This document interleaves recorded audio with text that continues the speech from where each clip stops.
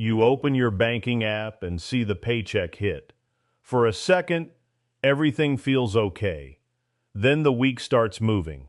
The mortgage or property taxes, rising grocery bills, that specialist appointment insurance barely covered, car repairs, helping one of the kids with something unexpected. And before you know it, the number you were counting on is gone again. If you're in your 40s, 50s, or early 60s, this probably feels painfully familiar. You've worked hard for decades. You thought by now money would feel more secure. Instead, it often feels like you're always one surprise expense away from stress, and the years you have left to build real security are getting shorter. When you look for help online, the advice is usually the same. Track every single dollar. Build a detailed budget with dozens of categories. The truth? Most people your age try that for about 3 days. Then life gets busy, and it falls apart. You don't have the energy for another complicated system. That's exactly where I was about a month ago. Frustrated, a little overwhelmed, and honestly skeptical that any simple rule could actually change things at this stage of life. But I decided to test the 50-30-20 rule for a full 30 days. No fancy apps, no spreadsheets that make your eyes glaze over.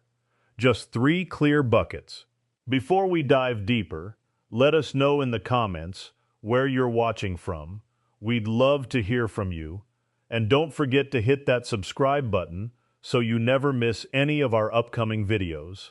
So what exactly is the 50-30-20 rule, and why might it actually work when so many other systems don't, especially when you're in the stage of life where every financial decision carries more weight? It's beautifully simple. You take your monthly take-home pay and divide it into 3 categories. 50% for needs, the things you truly must have to live: housing, utilities, groceries, transportation, insurance, medications, and minimum debt payments. 30% for wants, the things that make life enjoyable but aren't essential: dining out, hobbies, travel, gifts for the grandkids, entertainment, that extra streaming service. And 20% for savings, investing, and extra debt payoff. This is your future self's money: retirement contributions, emergency fund, paying down the mortgage faster, or building a legacy. That's it. No 40 expense categories, no daily tracking, just 3 buckets. Here's why this matters more at our age. Many of us are dealing with higher healthcare costs, adult children who sometimes still need help, home maintenance that never seems to end, and the quiet worry about whether our savings will last as long as we do. A complicated budget adds stress on top of stress. The 50-30-20 rule removes decision fatigue. Once the buckets are set, most choices become clearer automatically. Let me show you what this looks like with real numbers. Let's say your monthly take-home pay is $5,000 after taxes, a realistic number for many households in this age group. That breaks down to $2,500 for needs, $1,500 for wants, $1,000 for savings and investing. Simple, clear, no guesswork. Before I tried this myself, I looked back at my last few months of spending. My needs were already running close to 55%. Wants were leaking in everywhere. Dinners out that added up, subscriptions I barely used, weekend projects that turned into shopping trips. And the 20% for my future? It was almost non-existent most months. That realization hit hard. Because at 55, every year without consistent saving is a year closer to relying only on Social Security and whatever else I've managed to set aside. So for the next 30 days, I committed to the 3 buckets as best I could. I didn't track every single purchase. I just made sure the big categories stayed in their lanes. Here's what actually happened. Week 1 was mostly awareness. I noticed how many small wants were quietly turning into habits. I canceled 2 subscriptions I hadn't used in months. That alone freed up almost $40. I also started planning one nice dinner out with my spouse, instead of random takeout 3 times a week. We still enjoyed ourselves, we just did it intentionally. Week 2 and 3 got interesting. A couple of unexpected expenses hit. One, home repair, and a higher than normal utility bill. Normally, that would have thrown everything off, and I would have felt guilty about any spending. But because I had clear buckets, I knew exactly where those costs belonged. I adjusted the wants category for the rest of the month without panic, and I still managed to move the full $1,000 into savings. The biggest surprise wasn't the money I saved. It was how much less stressful spending became. When something came from the wants bucket, I didn't feel guilty. It was already planned for. When I said no to something, I knew exactly why.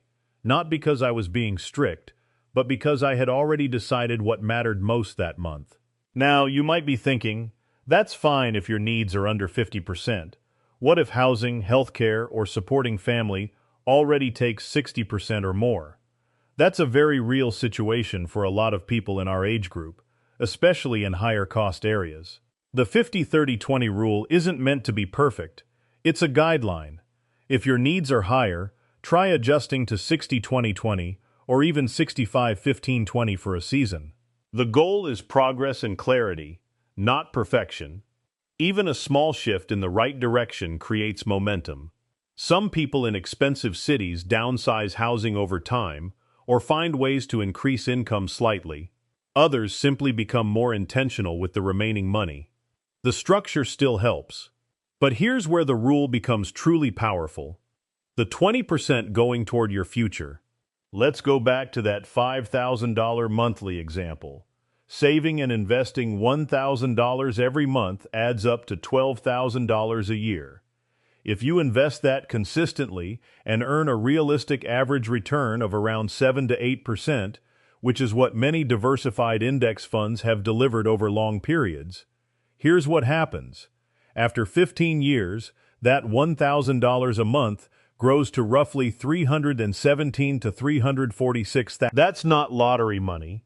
That's simply consistent action over time. And if you can put some of that 20% into tax-advantaged accounts, like a 401k, IRA, or HSA, the growth becomes even more powerful because of the tax benefits. For many of us in our 50s and early 60s, this isn't just about having more money. It's about options. Options to travel while we're still healthy. Options to help family without sacrificing our own security. Options to sleep better at night knowing we're building something that can last. The real magic of this system isn't the percentages themselves. It's the clarity it creates. When your money has clear places to go, you stop wondering where it went. You start deciding, calmly, where it should go.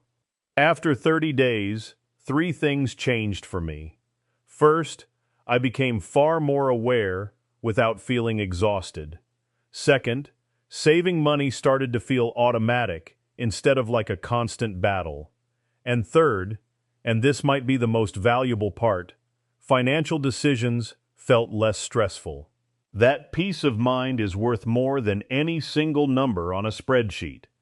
Is the 50-30-20 rule perfect? No system is.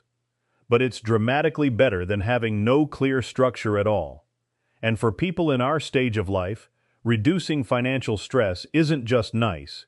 It's important for our health, our relationships, and the years we have ahead. If you want to try this yourself, here's the simplest way to start tonight. Look at your last 3 months of bank and credit card statements. Don't categorize every single line.